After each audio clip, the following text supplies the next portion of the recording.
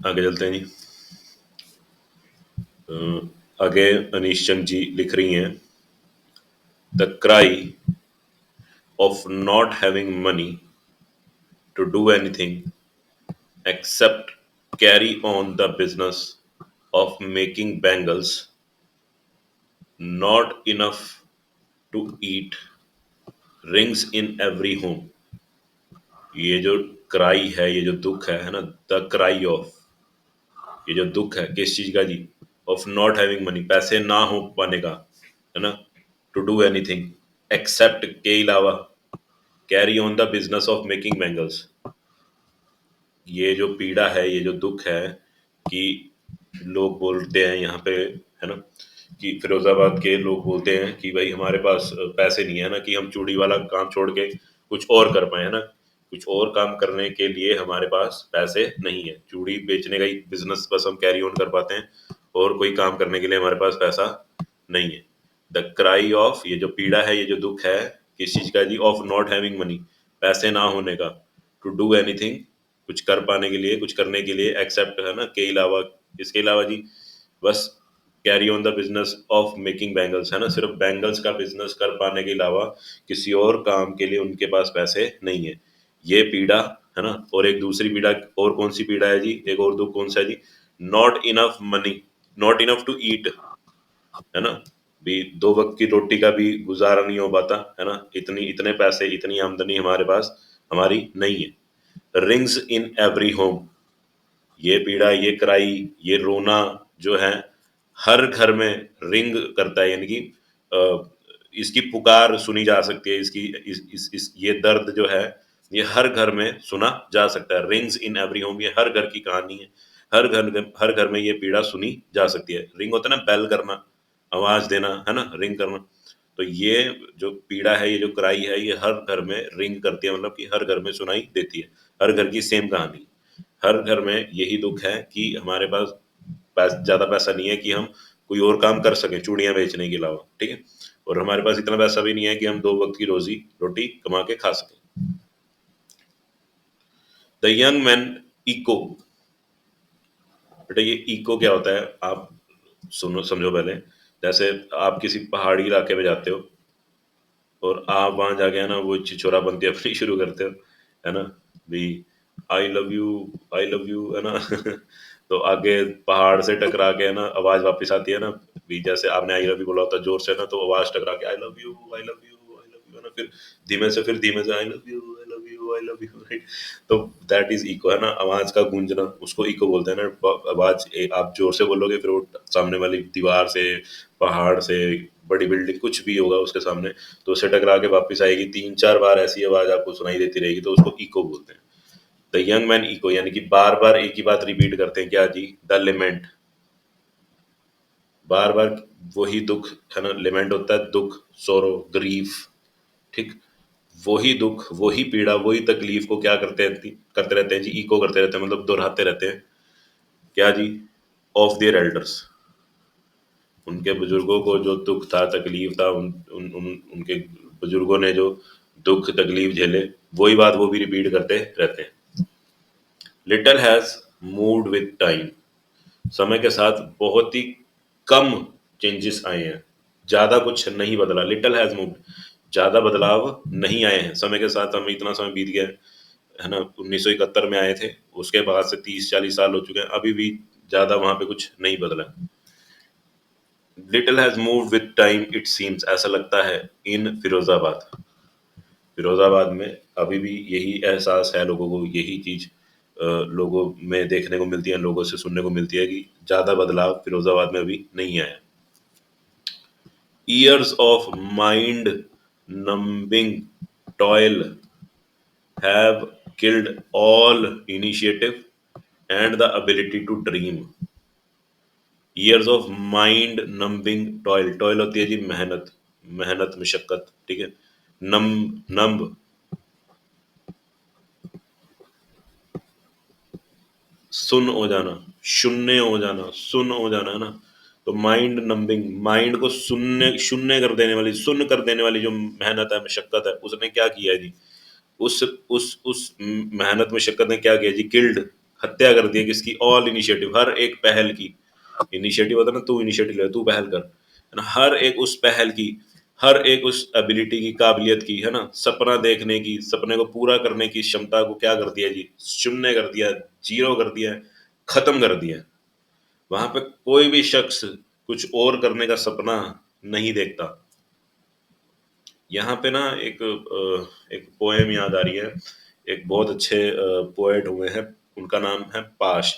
ये उनका अपनाया हुआ नाम है, लोगों ने उनको शायद ये नाम दिया था। उनका असली नाम है अवतार सिंह संधू। उनको उग्रवादियों ने गोली मार दी थी क्योंकि वो कम्युनिस्ट थे और सरकार के खिलाफ बोलते थे, और उग्रवादियों के भी खिलाफ बोलते थे कि जो हथियार उठा के वो गुंडागर्दी दहशत फैला रहे हैं वो ठीक नहीं कर रहे, तो उनकी हत्या कर दी गई थी। ठीक है, तो वो बहुत अच्छी बात बोलते हैं। उनकी उनकी एक कविता है कि सबसे खतरनाक है तुम्हारे सपनों का मर जाना। तो बहुत बढ़िया कविता है, कभी याद आएगी, खोलूंगा तो पढ़ूंगा, वीडियो जरूर बनाऊंगा उस पर। अपने घर पे जाके अपने मोबाइल्स पे पढ़ना या देखना या सुनना, बहुत अच्छी कविता है। सबसे खतरनाक नहीं होता, है ना, ऐसे करके एक पोएम है, बहुत अच्छी पोएम है। उसमें एक लाइन आती है, सबसे खतरनाक होता है हमारे सपनों का मर जाना। ठीक है, तो सरकार की थोड़ी सी बुराई सी कर रहे हैं उसमें, पर पोएम सुनने वाली है, पोएम सुनने लायक है। Why not organize yourselves into a cooperative? आप अपने आप को, है ना, why not organise yourself अपने आप को इनटू कोऑपरेटिव। आप एक कोऑपरेटिव क्यों नहीं बना लेते, आप एक संस्था क्यों नहीं बना लेते। देखो कोऑपरेटिव क्या होती है, कोऑपरेटिव एक समूह होता है, ग्रुप होता है, एनजीओ की तरह ही काम करता है। बट एनजीओ बाहर से फंडिंग लेती है, कोऑपरेटिव अपनी फंडिंग खुद जनरेट करती है। मान लो 10 लोग हो गए, वो मछली पकड़ने का काम करते हैं, ठीक है, तो क्या करेंगे, वो मछली पकड़ेंगे, बेचेंगे मार्केट में, जो भी प्रॉफिट होगा उसका 10%, 5% डोनेट कर देंगे, कोऑपरेटिव बैंक में डाल देंगे, अपने खाते में डाल देंगे। ठीक है, तो मान लो हर 10 हर हर एक जने ने 1,000 1,000 रुपया डाला, तो 10 जनों ने डाला तो 10,000 हो गया ना। अब मान लो किसी ने नई बाइक लेनी है, किसी ने टीन की छत डलवानी है अपने घर के ऊपर, या किसी ने शोरूम सा खोलना है, या किसी का सामान वामान मछली पकड़ने का खत्म हो गया है, या उसका हुक वगैरह खराब हो गया, मछली पकड़ने का जाल वगैरह उसको नया खरीदना, तो ये 10,000 उस वहां काम आएंगे ना, है ना। तो इसी तरह से देखो, अब इनके पास पैसे नहीं है तो ये कोई नया काम कर ले, राइट, तभी तभी तो चूड़ियां बेचने के काम से बाहर निकलेंगे, तभी तो अपनी आंखें बचा पाएंगे, तभी तो अपनी जिंदगी बचा पाएंगे, तभी तो अपने बच्चों का फ्यूचर सिक्योर कर पाएंगे। अगर यहाँ से बाहर निकलेंगे नहीं तो बच्चे भी क्या करते जा रहे हैं जी, चूड़ियां बेचते जा रहे हैं ना। तो अनीश जंग जी कितना अच्छा आइडिया दे रही है उनको, why not organise yourself into a cooperative, भी संस्था बना लो, पैसे कंट्रीब्यूट करो, जिस धीरे धीरे करके, है ना, जिसको जिसकी जैसी जरूरत है वो पैसा पकड़े और अपना काम धंधा शुरू करे, जो भी जब भी प्रॉफिट हो पैसे वापस लौटा दे, है ना। आई आस्क, मैं पूछती हूँ, a group of young man, है ना, नौजवान लड़कों के ग्रुप से मैं ये सवाल करती हूँ कि अपने आप को कॉपरेट, अपने आप को मिला के एक संस्था क्यों नहीं बना लेते, कोऑपरेटिव क्यों नहीं बना लेते। हु हैव फॉलन इनटू, जो फंस गए, फॉलन इनटू मतलब फंस गए। मैं उन लोगों से सवाल करती हूँ, नौजवान लड़कों से सवाल करती हूँ जो फंस गए हैं किसके अंदर जी, द विशियस, इविल, डर्टी, दुष्ट, विशियस सर्कल, है ना, जाल, किन्होंने जाल में फंस गए हैं किसके जी, ऑफ मिडलमैन, बिचौलियों के जाल में फंस गए हैं ना। उन नौजवान लड़कों से मैं सवाल करती हूँ जो बिचौलियों के, है ना, दुष्ट जाल में फंस गए थे।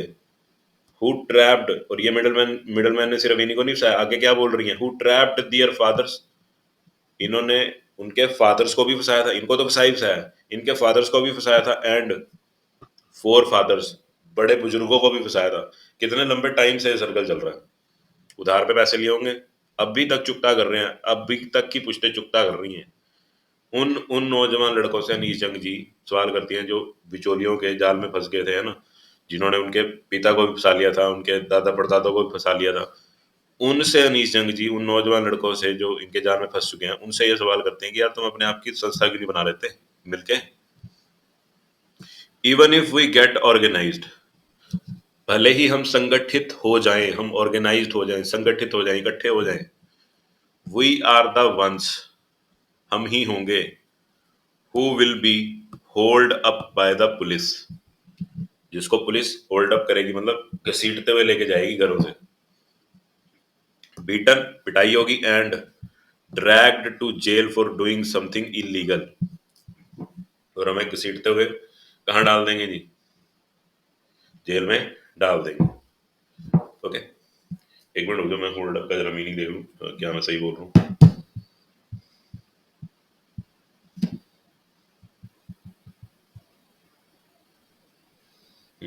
ठीक है। हॉल, हॉल का मीनिंग होता है ना to drag someone.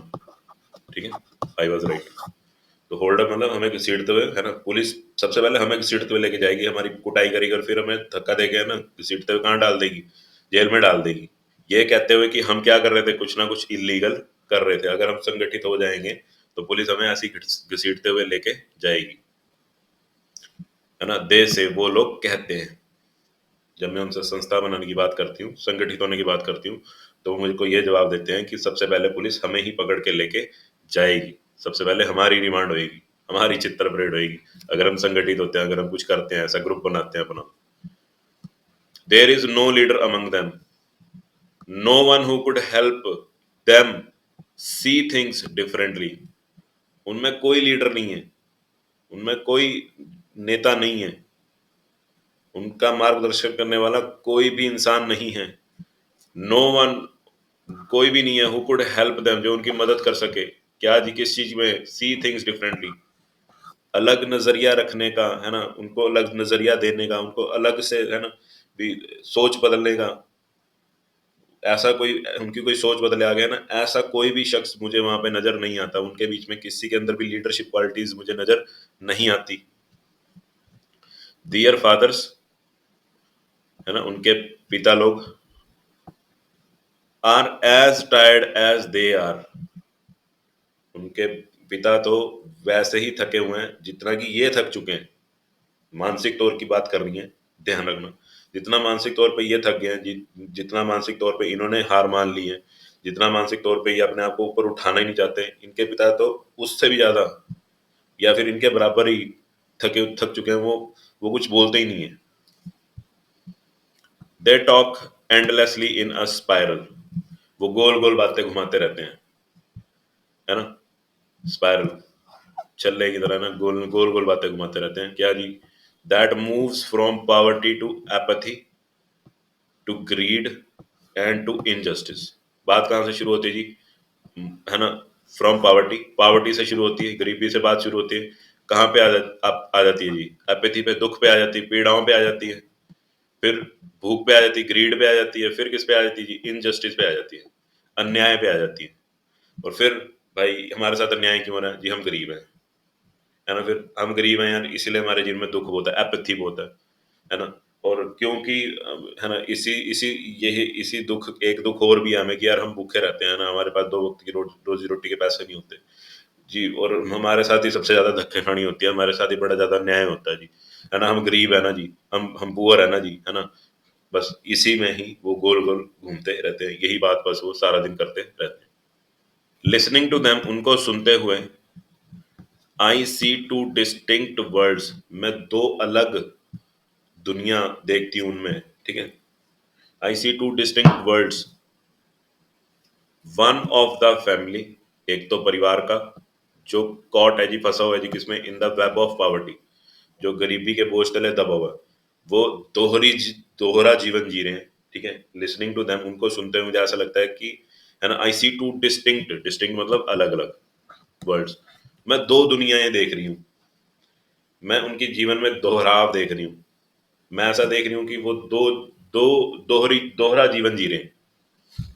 One of the family, एक तो उनके परिवार का जो बोझ है वो, है ना, एक जो समाज का बोझ है वो।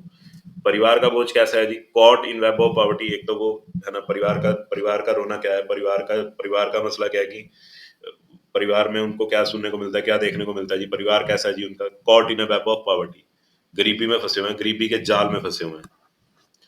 बर्डन्ड बाय द स्टिग्मा, स्टिग्मा होता है जी धब्बा, बर्डन्ड बाय द, है ना, बर्डन्ड, लदा हुआ, दबा हुआ, बोझ, बर्डन होता है ना, बोझ। Burdened by the stigma of caste in which they are born. ठीक है, एक तो उनकी फैमिली, एक एक उनका जीवन, उनकी फैमिली से रिलेटेड वाला जो उनका जीवन है वो, है ना। और वो जीवन कैसा है जी? वो ऐसा जीवन है जी, उनका परिवार गरीबी के जाल में फंसा हुआ है, ऊपर से वो दबे हुए हैं, कास्ट के धब्बे के नीचे दबे हुए हैं ना, कास्ट का जो बोझ है, ये उनकी जाति का जो धब्बा लेबल उनके माथे पे लग गया है ना, उस जाति के बोझ तले वो दबे हुए हैं जिसमें वो पैदा होते हैं। एक तो ये जीवन है उनका, है ना। दूसरा अदर द अदर, दूसरा दूसरा दूसरी दूसरा जीवन किस तरह का है जी उनका, दूसरी जिंदगी, दूसरे दूसरे हिस्से में क्या चल रहा है उनके जीवन में। अब विशियस सर्कल, एक खतरनाक सर्कल, दुष्ट सर्कल, पापी सर्कल, गंदा सर्कल। किसका जी? ऑफ द शाहूकार, है ना। शाहूकार सुना ही होगा हमने। शाहूकार बंदे हैं जी, है ना भी। लाला टाइप के बंदे हैं, है ना, बिजनेस टाइप के बंदे हैं, आड़ती हैं, राइट। सुना होगा हमने, बहुत सारे लोगों ने सुना होगा जो मिडिल क्लास फैमिली से आते हैं। The other of vicious circle, दूसरा वो जीवन जिसमें, है ना, वो फंस चुके हैं, है ना। विशियस सर्कल की बात करती हैं। किसने बनाया ये विशियस सर्कल? साहूकारों ने, मिडलमैन ने, पुलिसमैन, जो खुद क्या है, द कीपर्स ऑफ लॉ, जो कानून के रखवाले हैं ना, उनके द्वारा बनाया गया सर्कल। और द ब्यूरोक्रेट्स, ब्यूरोक्रेट्स होते हैं अफसर, ब्यूरोक्रेसी होती है अफसरशाही, एंड पॉलिटिशियंस। एक जीवन उनका गरीबी में बीत रहा है, दूसरा जीवन उनका विश्व सर्कल में बीत रहा है, उस जाल में बीत रहा है जो किसने बुना है जी? शाहूकारों ने मिलके, बिचौलियों ने मिलके, है ना, कानून के जो रखवाले हैं, पुलिस वाले, उन्होंने मिलके, अफसर लोगों ने मिलके, ब्यूरोक्रेट से मिलके, और राजनेताओं ने मिलके ये जो विशियस सर्कल बनाया है, जिन इस विशियस सर्कल में जो इनको फंसाया है ना, एक वहां ये अपना जीवन क्या कर रहे हैं? नर्क कर रहे हैं। अब कह रही है जी, इन दोनों जीवनों ने, इन दो इस दोहरी जिंदगी ने मिलके क्या किया जी? टुगेदर, साथ में, दे हैव, दे क्या है जी? ये दोहरा जीवन, ये जो दोनों जीवन है, दे, दोनों जीवन, दे हैव इम्पोज्ड, लादा है क्या जी? द बैगेज, बोझा, ऑन द चाइल्ड, बच्चे पे, that he can not put down. इन दोनों जीवनों ने मिलके, इन इस दोहरी जिंदगी ने मिलके ऐसा बैगेज इम्पोज कर दिया है, ऐसा झोला लाद दिया है, ऐसा बोझा लाद दिया है उस बच्चे के ऊपर, सभी बच्चों के ऊपर, that he can not put down, जो कि वो नीचे नहीं उतार पाएगा, जिससे वो कभी छुटकारा नहीं पा पाएगा।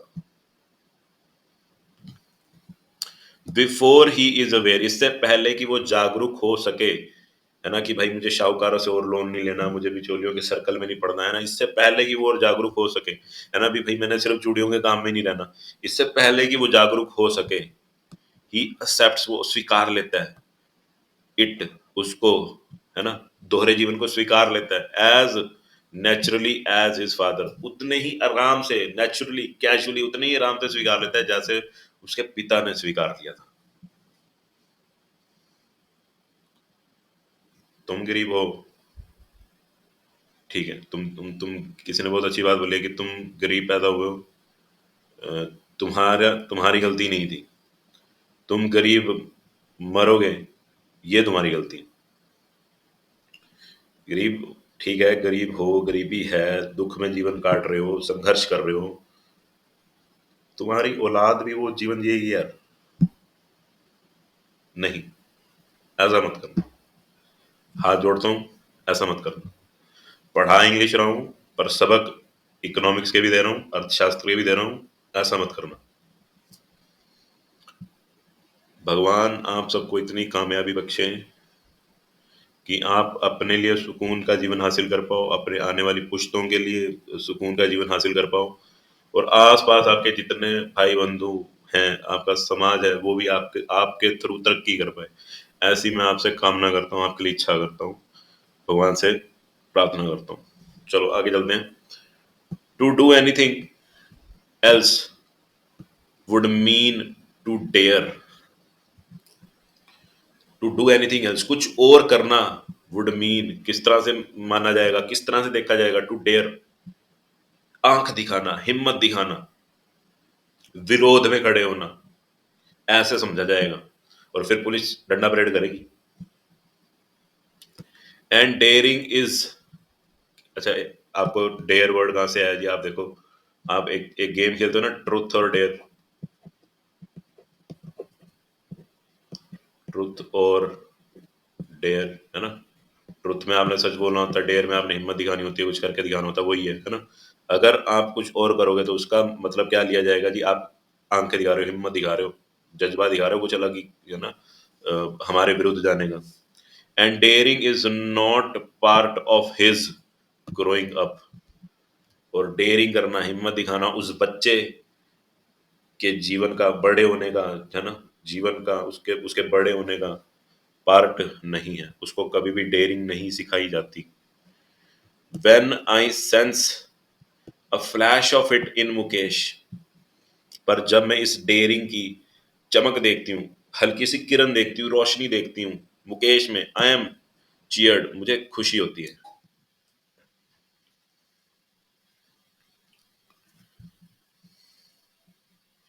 आई want to be a motor mechanic, he repeats. वो बार बार यही बोलता है कि मुझे मोटर मैकेनिक बनना है।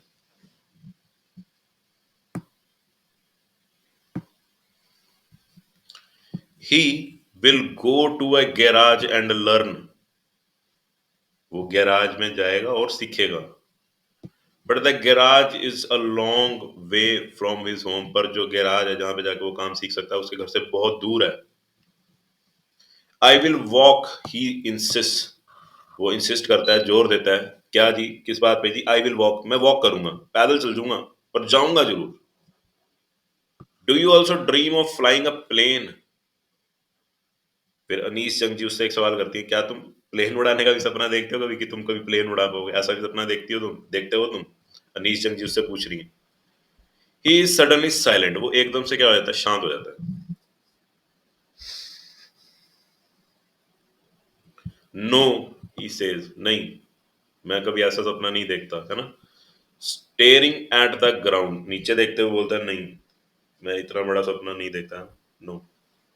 आगे कह रहा है, इन हिज स्मॉल मरमर, उसके इस छोटी सी बड़बड़ाहट में, मरमर होता है बड़बड़ाना, इन हिज स्मॉल मरमर, उसके इस छोटे से जवाब में, इसकी छोटी सी बड़बड़ाहट में, उसके छोटे से नो में, देर इज एन एम्बेरसमेंट, थोड़ी सी निराशा है, थोड़ी सी पीड़ा है, थोड़ी सी दुख है, थोड़ा सा एम्बेरस हुआ है वो, है ना? थोड़ा सा उसको दुख लगा, थोड़ा सा वो निराश हुआ।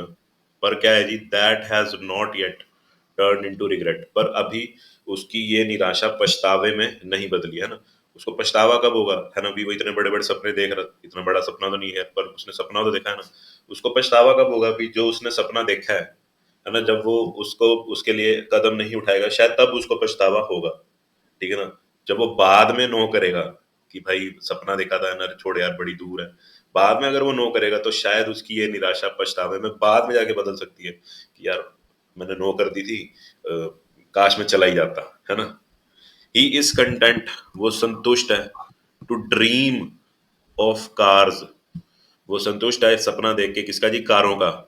दैट ही सीज, जो वो देखता है, hurtling down the streets of his town, hurtling down, तेजी से गुजरती हैं, है ना?